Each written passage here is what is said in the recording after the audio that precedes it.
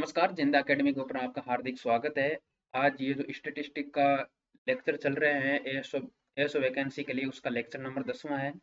हमने इससे पिछले वाला जो 9वां लेक्चर था उसके अंदर माध्यिका को मैथमेटिकल रूप से हम कैसे सॉल्व करते हैं उसको हमने सीखा था। कौन कौन से फॉर्मूले थे, फॉर्मूलों को भी हमने एक बार के लिए उन क्वेश्चनों के माध्यम से हमने समझा था। आज का जो ये टॉपिक है वो टॉपिक है आपके पास बहुलक के ऊपर। तो बहुलक ये एक केंद्रीय प्रवृत्ति का लास्ट टॉपिक है।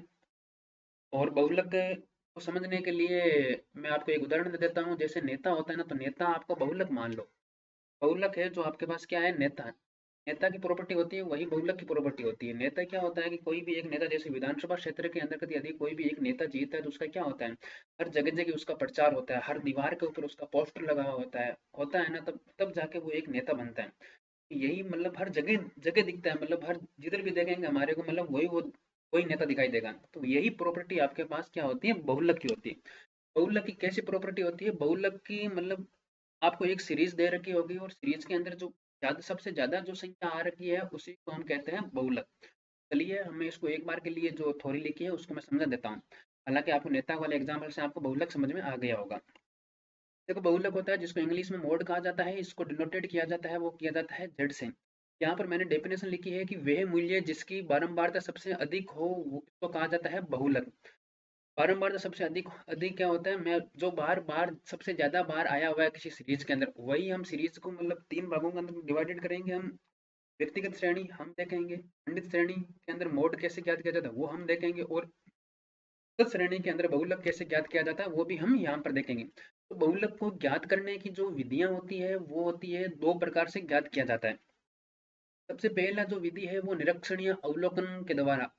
अब नाम से ही पता चल रहा है कि अवलोकन के द्वारा मतलब श्रेणी को हम देखकर बहुलक प्राप्त करना, उसको कहा जाता है अवलोकन या निरीक्षण करना।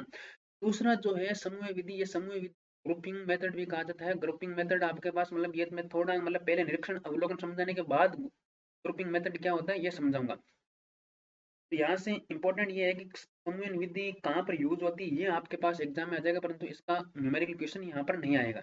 चलिए हम सबसे पहले निरीक्षण या अवलोकन विधि क्या होती है ये देखते हैं। वही मैंने बोला था कि हम श्रेणियों की विभिन्न श्रेणियों के अंतर्गत हम बहुलक को ज्ञात करेंगे। जो ऊपर डेफिनेशन लिखी है वो सबसे ज्यादा बारंबारता, जो सबसे बारंबारता जिसके सबसे ज्यादा हो वही बहुलक होता है। बारंबारता मतलब जो सबसे ज्यादा बार रिपीट हुआ हो। जैसे हम व्यक्तिगत श्रेणी के अंतर्गत लेते हैं, तो व्यक्तिगत श्रेणी के अंदर एक एग्जाम्पल लेता हूँ मैं आपके सामने। एग्जाम्पल है 5 8 5 10 11 10 12 10 12 8। इसमें से जो सबसे ज्यादा बार कौन सी संख्या आई हुई है, तो सबसे ज्यादा बार हम देखेंगे कि इसमें जो 10 है वो 3 बार आ गया है। बाकी कोई भी संख्या 3 बार नहीं आई। जैसे 12 है तो 12 2 बार ही आया है, बल्कि 3 बार तो नहीं आया है ना। 5 है 2 बार ही आया है, 8 है 2 बार ही आया है। मतलब सबसे ज्यादा बार कौन आया, सबसे ज्यादा बार आया है 10, तो हमारे पास बहुलक कौन हो जाएगा, 10 हो जाएगा, जो सबसे ज्यादा बार आता है। ऐसे सवाल कई बार आपके पास संगणक जैसे एग्जाम में पूछ लिया जाता है। हालांकि इतना इजी सवाल एएसओ के अंदर नहीं आता है। फिर आता है आपके पास मतलब खंडित श्रेणी। खंडित श्रेणी के अंतर्गत आपके पास वही है, मैंने कहा था कि व्यक्तिगत श्रेणी के अंतर्गत हमारे को बहुत ज्यादा डाटा दे दिया जाता था, हम उसको खंडित श्रेणी के अंतर्गत कन्वर्ट कर लेते हैं।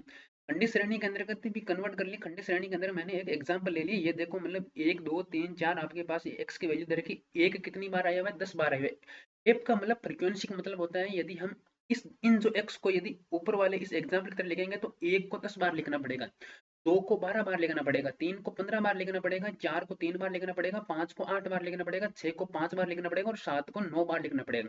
ये होता है इस फ्रीक्वेंसी का मतलब।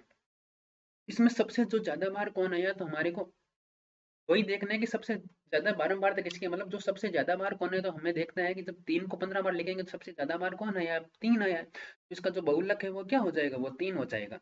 इसी प्रकार से हम लेते हैं सतत श्रेणी के अंदर। सतत श्रेणी कैसी होती है, सतत श्रेणी आपको बता रखा है ये जिसके अंतर्गत आपको इंटरवल मतलब अंतराल दे रखा है वो सतत श्रेणी होती है।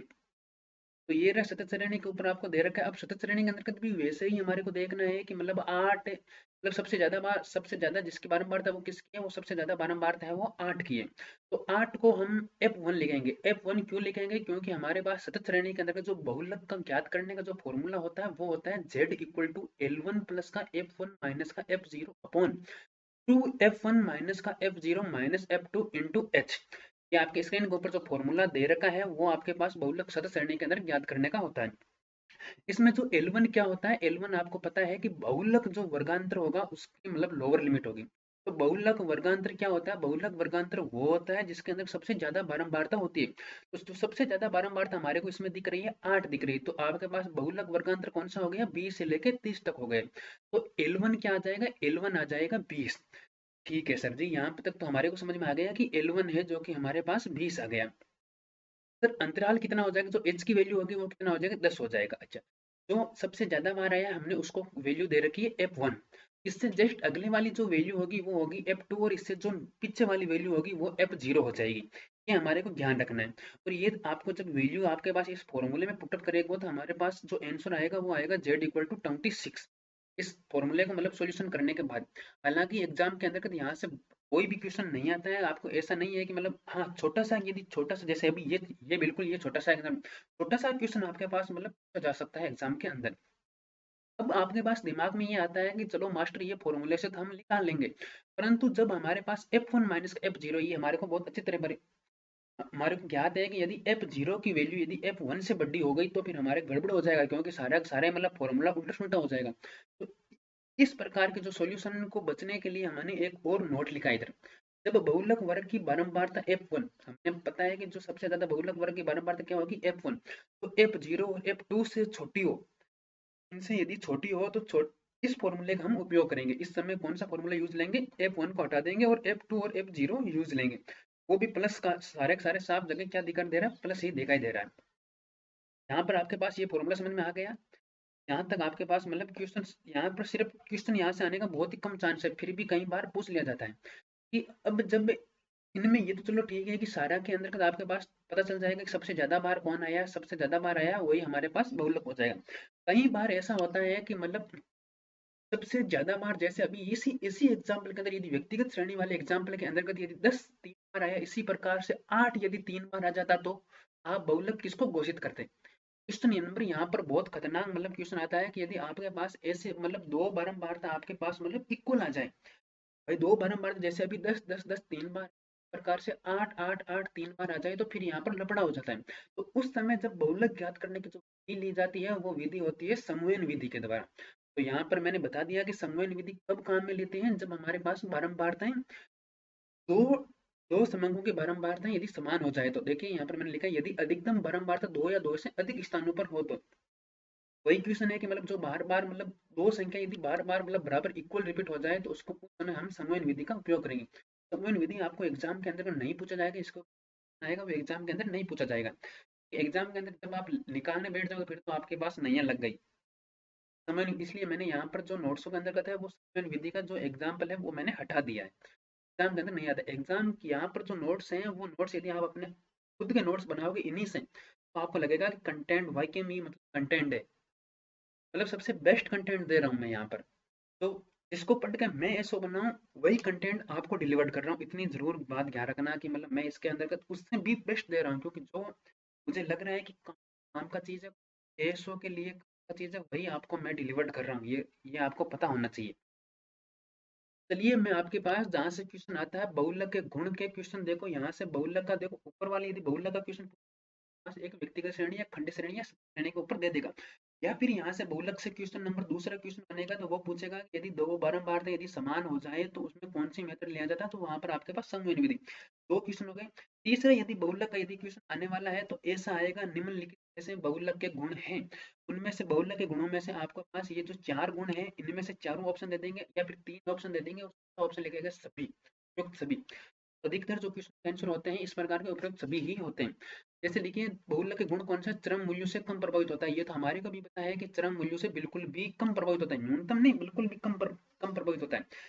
देखो बेटा माध्यिका के अंतर्गत भी हमने एक पॉइंट पढ़ा था कि चरम मूल्यों से न्यूनतम प्रभावित होता है। तो यदि आपके पास ऐसे पर्टिकुलर पूछा जाए चरम मूल्यों से न्यूनतम प्रभावित होता है तो उसके अंदर आपके पास चार ऑप्शन दे दिया जाए, समांतर माध्य, माध्यिका, बहुलक या इनमें से कोई नहीं, तो आपको हमेशा के लिए माध्यिका ही चुनना है। ये समझ में आ गया। दूसरा जो है वो है खुले सिरे वाले श्रेणियों के लिए गणना की जा सकती है बिल्कुल भी, यदि आपके पास श्रेणी मतलब ऊपर कितने भी डिजिट हो नीचे कितने भी डिजिट हो, इसमें हमारे क्या लेना देना बताओ। भाई हमारे को एफ मिल गई, F0 मिल गई, F2 मिल गया, बाकी बाकी बाकी सारा डाटा भाड़ में जाए ना, मतलब हमारे क्या लेना देना। तीसरा जो पॉइंट है वो है श्रेणी का सर्वोत्तम प्रतिनिधित्व करता है। बिल्कुल भी श्रेणी का मतलब नेता होता है, ऑब्वियसली बात है, मैंने बता दिया कि बहुलक नेता है तो वो सबसे अधिक प्रतिनिधित्व करता है। हमारे कहना है क्या है बिंदु रेखा की विधि के द्वारा प्राप्त किया जा सकता है, ये मैंने आपको बहुत अच्छी तरह समझाया है कि आयतीय आवर्त चित्र जब आप पढ़ोगे पिछले वाले लेक्चरों के अंदर आपको पता चल जाएगा कि बहुलक कैसे ज्ञात किया जाता है। फिर इसके दोष पूछा जाता है तो दोष सभी मूल्यों पर आधारित नहीं है, बिल्कुल भी सभी मूल्यों पर आधारित नहीं है। हमारे सर यहाँ पर यदि पूछा जाता हूँ ओनली फॉर तीन तीन वैल्यू पर डिपेंडेड है, ओनली फॉर एक वैल्यू पर डिपेंडेड है, सारे वैल्यू पर थोड़े डिपेंडेड है। बीजगणित विवेचन के लिए उपयोग नहीं है बिल्कुल भी। हमने यहाँ पर कोई भी मतलब मैथमेटिकली टर्म या फिर ऐसे कोई भी मतलब मैथमेटिकली मतलब ऐसे नियम नहीं लगाए हैं इसके अंदर, समझ गए ना आप यहाँ पर। तो ये इसके दोष होते हैं, फिर भी यहाँ से क्वेश्चन आने के बहुत कम चांस है, यहाँ से क्वेश्चन बहुत कम आता है। फिर आपके पास क्वेश्चन कहाँ से आता है सर जी, तो आपके पास क्वेश्चन मैंने लिखे हैं इंपॉर्टेंट बातें। देखो कहीं पर भी यदि आप क्वेश्चन आएगा तो ऐसा आएगा कि जूतों का आकार या फिर कपड़ों का औसत आकार निकालना है तो आप किसका उपयोग करोगे। ऐसा आंसर है कि सर हम बहुलक का उपयोग करेंगे। कहीं पर भी आदर्श आकार निकालना हो तो बहुलक का ही काम लिया जाता है। मतलब आदर्श आदर्श आकार जैसे आप सपोज करो कि आपके पास मतलब एक दुकान है, सपोज करना ये मैं आदर्श आकार वाला मतलब आपके पास एग्जाम्पल बता रहा हूँ। सपोज करिए आपके पास बोल्टों की बहुत सारी दुकान है, बोल्टो समझ रहे हो जो नट होता है, नट दरवाजे के अंदर जो कसते हैं, मतलब दरवाजे के अंदर हैंडल होते हैं उनके, उनकी बहुत सारी आपके पास दुकान है। तब आपके पास कोई भी ग्राहक आता है और ग्राहक कहता है कि मुझे इस मतलब 2 सेंटीमीटर का मतलब एक बोल्टू दे दो। 2 सेंटीमीटर का बोल्टू लाने के लिए आप उसको ये बोलोगे कि ये लो मेरे पास तो पूरी दुकान है, वैसे जो आपको मतलब 3 वाला ले जाओ, 4 वाला ले जाओ, तो वो क्यों ले जाएगा। जो उसको आदर्श मतलब जो उसको इच्छा मतलब जो उसके सही सटीक बैठेगा वो वही बोल्ट ले। इसी प्रकार से हमारे को यदि आदर्श आकार निकालना हो तो हम सीधा बहुलक के पास चलते हैं कि भाई आ जाओ बहुलक, हमारे एक बहुलक निकाले आदर्श आकार निकल जाएगा। फिर तो मैंने इंपॉर्टेंट बातों के अंदर दो लिखी है, वो है बहुलक सबसे स्थिर व अनिश्चित मापे। ये तो हमें भी पता है कि भाई जब ऊपर वाले हमने यही तो पढ़ा है कि जब दो आपके पास मतलब दो आपके पास मतलब ऐसे डिजिट सेम आ जाए तो हम क्या करें, हम बहुलक किसको घोषित करें। ये ये विधि हम समन्वयन विधि द्वारा करते हैं, और समन्वयन विधि के अंदर हम ये देखते हैं कि कई बार तो बहुलक भी होते हैं। तो बहुलक सबसे ज्यादा अस्थिर माप हो गया ना। अस्थिर माप मतलब ऐसे भी है कि कई बार अधिकतम वाला बेटर रहता है और न्यूनतम वाला भी मतलब बहुलक बन जाता है। ये समन्वयन विधि के अंदर है, परंतु यहाँ से आपको कोई टेंशन नहीं है, यहाँ से क्वेश्चन नहीं आएगा। आएगा तो इतना सा आएगा, बहुलक को सबसे अस्थिर व अनिश्चित माप कहा जाता है। ये लाइन आपको दिमाग के अंदर में फिट होनी चाहिए, लिख लेनी चाहिए। जिस श्रेणी के दो बहुलक होते हैं उसे द्विबहुगुणित श्रेणी कहा जाता है। हो गए यहाँ तक आपके पास मतलब बहुलक के सारे आपके पास है। तो गुण गुण मैंने बता दिया था, गणित के अंदर कैसे ज्ञात किया जाता है ये मैंने आपको बता दिया था। समन्वय विधि के अंदर कैसे निकाला था यहाँ ये भी मैंने बता दिया था। अब जो आपके पास जो क्वेश्चन है वो है आपके पास मतलब इसका सबसे ज्यादा इंपॉर्टेंट क्वेश्चन, यहीं से मतलब यहाँ से मतलब समांतर माध्य हमने पढ़ लिया था, माध्य का हमने पढ़ लिया था, और बहुलक हमने पढ़ लिया था। केंद्रीय प्रवृत्ति के मापों के अंदर जो रिलेशन होता है वो हम इस श्रेणी के अंदर पढ़ेंगे। तो सबसे पहले समांतर माध्य होता है, इधर कट गया होगा इस के अंदर कटा हुआ है, लिखा था समांतर माध्य। तो समांतर माध्य को एक्स बार के द्वारा डिनोटेड किया जाता है, माध्यिका को एम के द्वारा लिखा जाता है, और बहुलक को जेड के द्वारा लिखा जाता है। तो सबसे पहले जब सममित श्रेणी होती है, सममित श्रेणी क्या होती है कि जिसका हम डायग्राम बनाते हैं तो दोनों ओर सिमेट्रिकल डाटा हो, मतलब आकृति बिल्कुल सेम के आकार बनती है, आ जाता है सममित श्रेणी। ऐसी श्रेणी जिसके अंदर कोई भी एक पॉइंट इधर भी डाटा सेम होती है, इधर भी डाटा, जब उसका ग्राफ बनाते हैं तो मतलब मैट्रिक टाइप बन जाए तो उसको कहा जाता है सममित श्रेणी।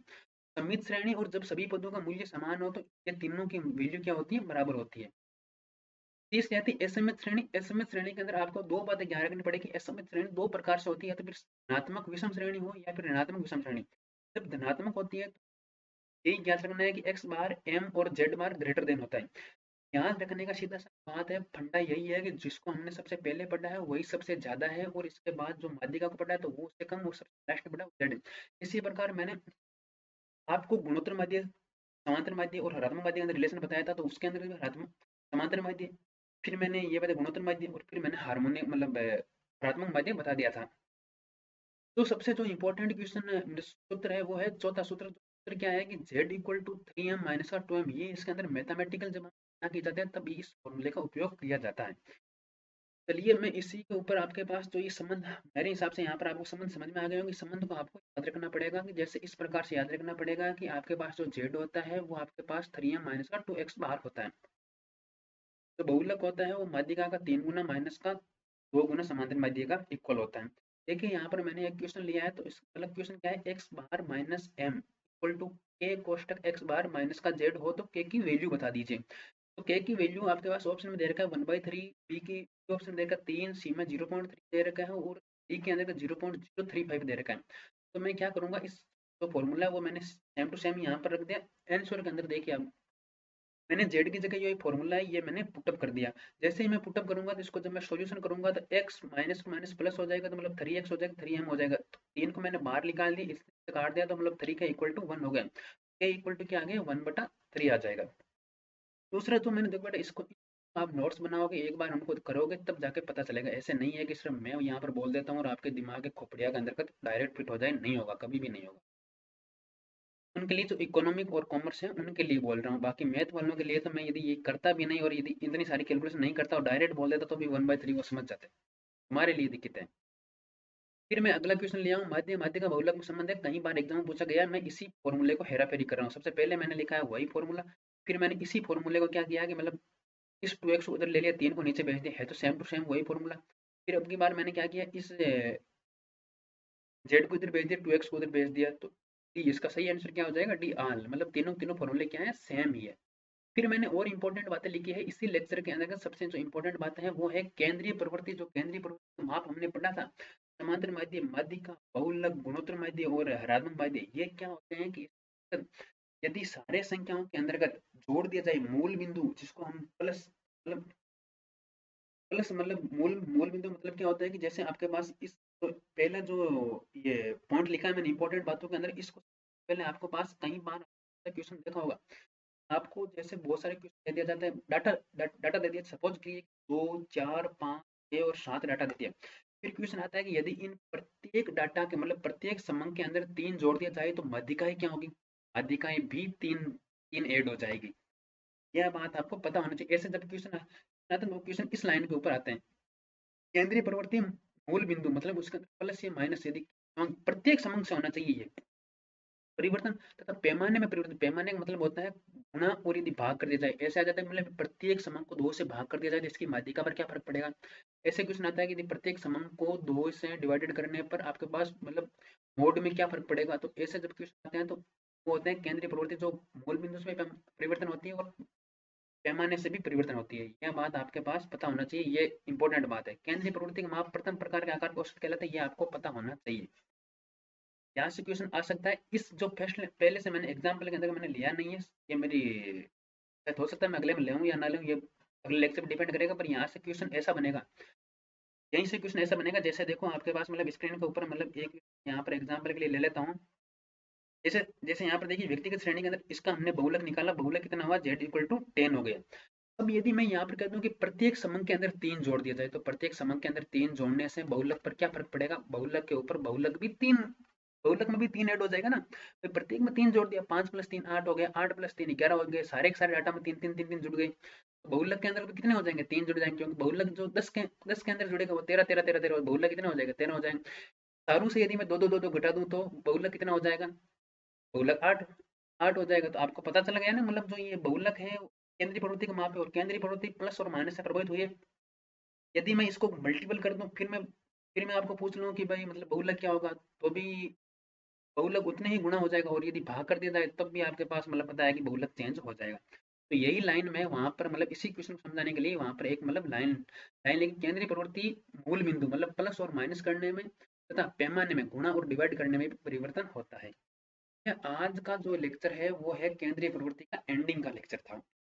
बहुलक 10 लेक्चरों के अंदर मैंने आपको केंद्रीय प्रवृत्ति के सारे सारे माप मैंने पढ़ा दिए हैं। शायद 5 लेक्चर के अंतर्गत ही मैंने सारे इनकम्प्लीट